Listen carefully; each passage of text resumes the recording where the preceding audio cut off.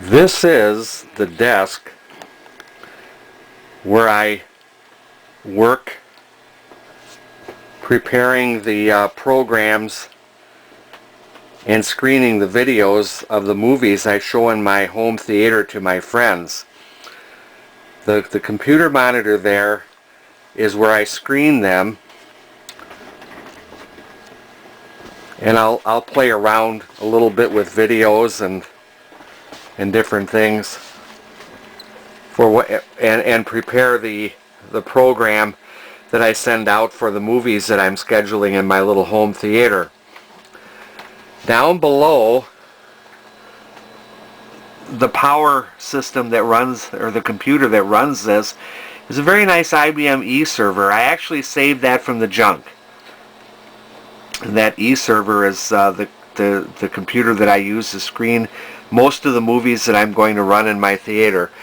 But this desk is now becoming something additional to screening movies.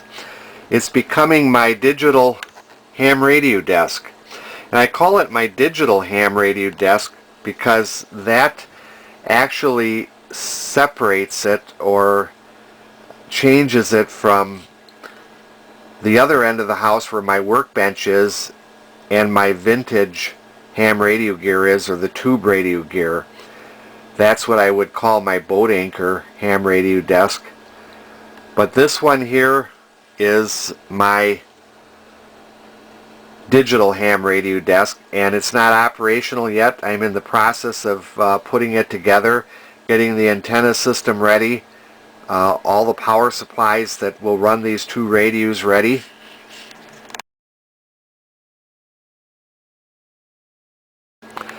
Now the large transceiver below, most of you hams will recognize as an ICOM 756 Pro.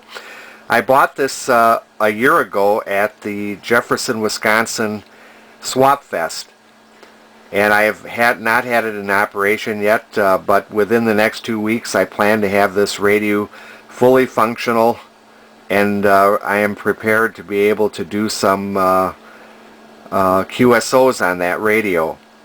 Above it is a Kenwood TM V71A transceiver. It's a VHF UHF transceiver that I got at Amateur Electronic Supply north of Milwaukee, and these two radios will be what will make up my digital ham radio desk, what I call modern ham radio. Now, of course, no ham radio station can operate without an antenna system, and this is the antenna system that I plan to use on my digital ham desk.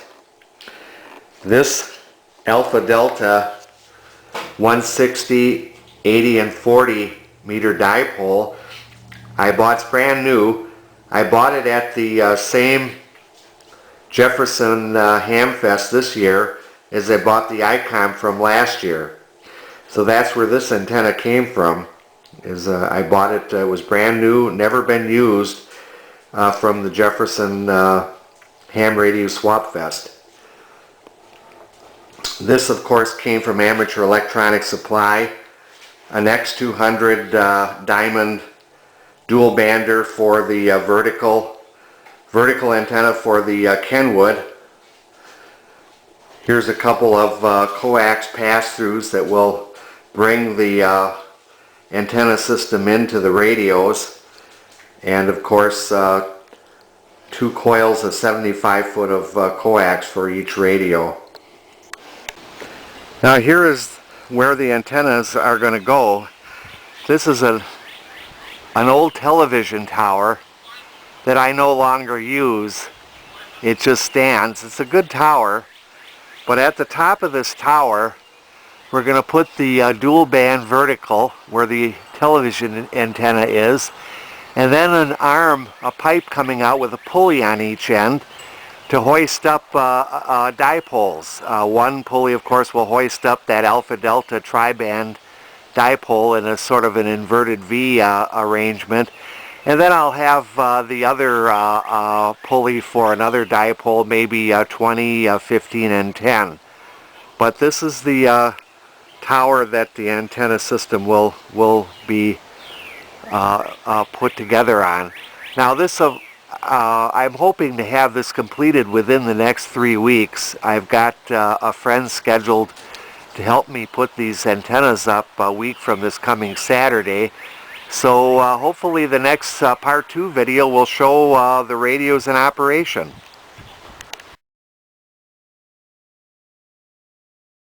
Now this has nothing to do with ham radio or anything other than fun.